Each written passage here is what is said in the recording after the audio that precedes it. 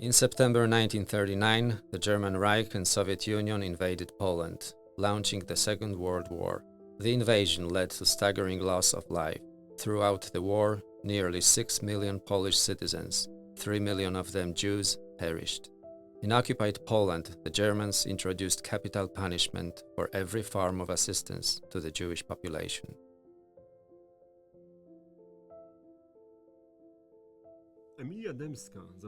The Polish woman Emilia Dębska paid the highest price for helping people of Jewish nationality during the German occupation in World War II. Poland was one of the few countries under German occupation where even minor assistance to Jews was punishable by death.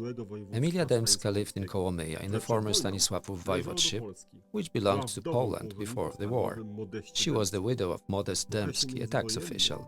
In the interwar period, Emilia Dębska was involved in the activities of patriotic organizations in Kołomyja. Among other things, she was a member of the local structures of the Polish Gymnastic Society, Falcon. Before the war, she maintained close relations with representatives of the Jewish community, which then accounted for over 42% of the town's population. Her Jewish friends included the Gottfried brothers, who ran a dental practice in Kołomyja. In her single-family house at 5 Gazowa Street, she was sheltering a group of 11 Jews, probably since the fall of 1941. It is worth emphasizing that Jewish fugitives began to hide in the house of the Polish woman even before the liquidation of the Kołomyja ghetto by the Germans, which did not occur until March 1942.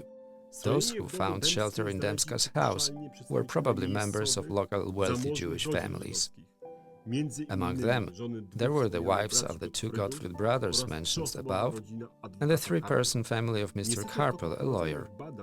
Unfortunately, so far, research failed to establish the identity of the other people in hiding or the circumstances in which they found shelter in her home. The Jews hid in a special basement room, the entrance to which was in the kitchen. To prevent its discovery, it was covered with a carpet. According to the testimonies of witnesses who saw Emilia bringing large supplies of food in a horse-drawn cab, she kept explaining that she cooked meals for former tax officials. Emilia's household members also included a deaf and mute housekeeper, Marysia, whose surname is unknown. Working as domestic help, she was probably involved in caring for those in hiding as well. In February or March 1944, a few weeks before the Red Army entered the town, two German soldiers from an unidentified unit appeared at Emilia Dębska's house and ran a search.